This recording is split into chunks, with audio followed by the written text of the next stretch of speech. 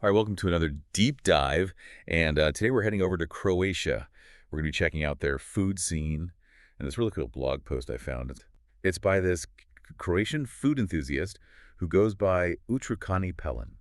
They really know their stuff. Yeah, they seem to have their finger on the pulse of everything happening over there. And what's really interesting is they actually have their own award. It's called the Zlatni pelin, and they give it out each year. It's like their way of highlighting the coolest achievements in Croatian gastronomy. That's amazing. Okay, so they're putting their money where their mouth is. Yeah.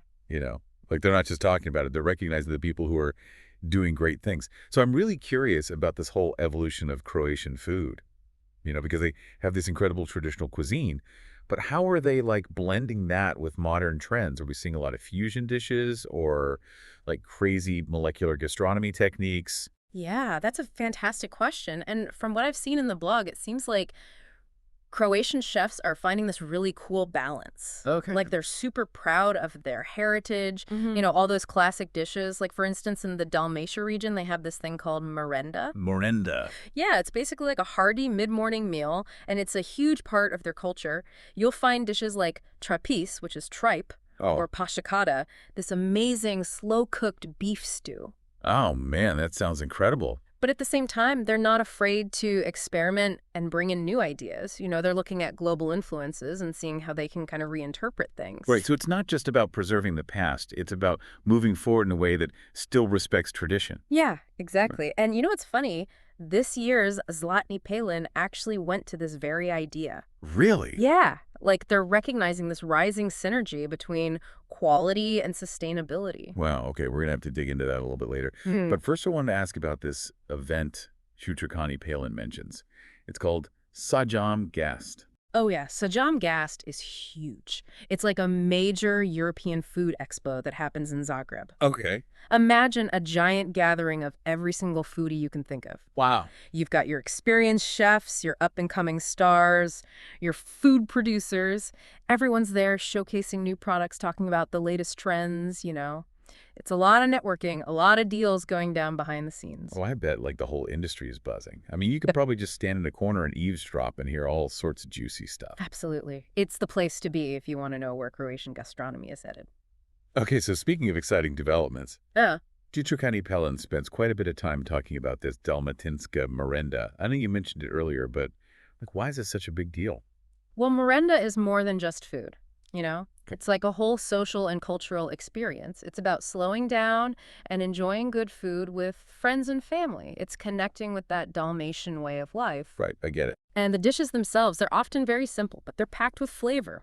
You might have fresh seafood, like in bakalar na brode, which is a cod stew, or they might use amazing local ingredients, whatever's in season. And it was named Gastronomic Experience of the Year. Yeah. Like, that's a pretty big deal, right? Yeah, it really is. It tells you a lot about what people are looking for these days. Like, it's authentic, it supports local producers, and it helps drive tourism outside the peak season, which is great for the economy. Right, it's good for everybody. Okay, so shifting gears a bit, Trukani Pelin also talks about the working conditions in the Croatian hospitality industry. Yeah, that's a really important topic. Croatia, like a lot of countries, has been dealing with a labor shortage in restaurants and hotels. Oh yeah, for sure. So how are they tackling that challenge? Because good food depends on good people behind it, right? Absolutely. And it seems like they're making some positive changes. Okay. The minimum wage in the hospitality sector has been increased by 17%. And they've also expanded the collective agreement, which protects worker rights. Well, that's good to hear. Yeah, it's all about creating a fairer, more sustainable environment for everyone. Yeah, so it's not just about the food itself. It's about the whole ecosystem. Yeah. The people, the economy, the environment. Exactly. They're taking a holistic approach. Okay. Now, I can't help but notice that sustainability is a big theme in the blog, too. Yeah, definitely. It's a trend that's gaining momentum globally. And Croatia seems to be taking it seriously. They're organizing conferences on reducing food waste. They're holding workshops to teach young chefs about running a zero-waste kitchen. That's really encouraging, but I imagine it's not without its challenges, right? Are there any hurdles they're facing in implementing these sustainable practices?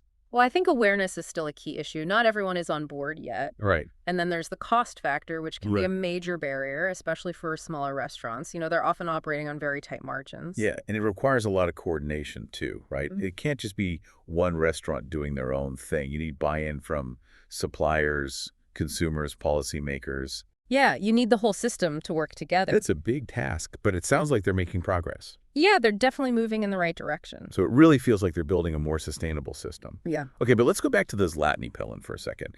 You mentioned it went to this combo of quality and sustainability. Yeah.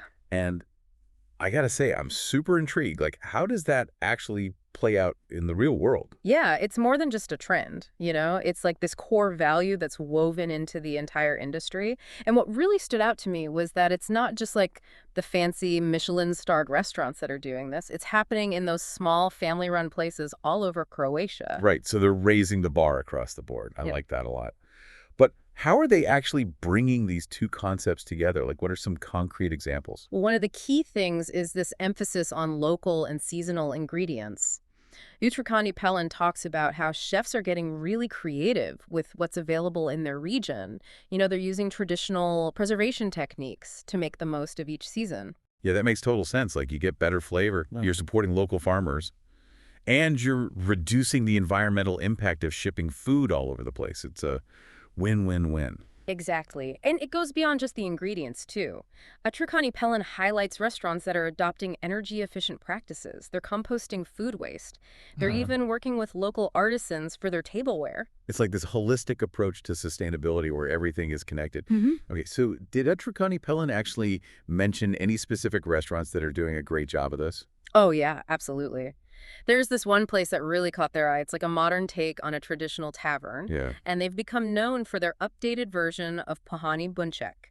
It's a breaded pork knuckle that's usually pretty heavy. Oh, stop, you're making me hungry. Uh-huh. But tell me more about how they've modernized it. Well, they use locally sourced pork from a farm that follows sustainable practices, and instead of the usual heavy breading, they've created this lighter, crispier crust using local herbs and spices. Oh, man, that sounds incredible. Yeah, it's a perfect example of taking a classic dish and giving it a fresh twist, but still staying true to those traditional roots. It sounds like they've really struck a chord with people. Okay, so zooming out a little bit, what does this whole movement towards quality and sustainability mean for Croatian gastronomy as a whole? Well, I think it's a game changer. By prioritizing these values, they're not just enhancing the dining experience, they're creating a more resilient and ethical food system. Right. And it's attracting a new type of traveler, too, people who are looking for authentic, sustainable experiences. Totally. People are becoming so much more conscious about where their food comes from and how it impacts the environment. They want to feel good about what they're eating. And this is where Croatia really has a chance to shine. Yeah. It's a country with incredible natural beauty, a rich culinary history, and now this growing commitment to doing things the right way. It's a recipe for success. I couldn't agree more. It seems like they're on the verge of something really special. And Atrikani Pelin actually ends the blog with this beautiful reflection on the power of food, like how it connects people and creates lasting memories. Yeah, it's funny how food can do that. Yeah. You know, you take a bite and suddenly you're transported back to your childhood. Hmm. Or you're sitting on the beach somewhere. It's not just about the taste. It's the whole experience, the stories, the atmosphere, the people you share it with. And it sounds like that's really at the heart of what Croatian gastronomy is all about. Absolutely. Atrikani Pelin talks about how Croatian cuisine is more than just sustenance. It's like a celebration of life, you know? Yeah. It's a way of connecting with nature, and it's a huge source of pride for the people. Yeah, I love that. So after this whirlwind tour of Croatian gastronomy, what's the final takeaway? What does the future hold for their food scene? Well, Atrikani Pelin seems incredibly optimistic. They really believe that Croatia has everything it takes to become like a major player on the global culinary stage. Mm. They've got passionate chefs, incredible produce, the strong commitment to sustainability, and this unique cultural heritage that shines through in all their dishes. And let's not forget that incredible scenery. Like, I can totally picture myself enjoying a delicious meal overlooking the Adriatic Sea. That's the kind of experience you don't forget easily. Yeah, it's a powerful combo. And what's so cool is that they're not trying to be something, they're not, you know, they're not chasing trends or imitating other cuisines. They're just focusing on what makes Croatian food special and sharing that with the world. It's all about authenticity, which is something I think everyone is craving these days. You know? Like, we want something real, something genuine. Okay, so for our listener who's hopefully just as captivated by Croatian gastronomy as we are, what would you say is the one thing they absolutely have to try if they ever get the chance to visit? Oh man, that's a tough one. There are so many amazing options, but if I had to pick just one, I'd say seek out a traditional Marenda experience. Mm. It's the perfect way to immerse yourself in the culture, savor those authentic flavors, and really understand what makes Dalmatian cuisine so unique. It's a feast for the senses, not just the stomach. Well, after this deep dive, I'm definitely adding Croatia to my travel bucket list, and I have a feeling our listener might be doing the same. I wouldn't be surprised. It's a country with so much to offer. Absolutely. So, on that note, we'll leave you with this thought. What aspect of Croatian cuisine are you most curious about now? Is it the fresh seafood, the hearty meat dishes, or maybe those innovative desserts Utrukani Pelin was talking about? Whatever it is, we encourage you to go out there and explore. The world of Croatian gastronomy is waiting to be discovered.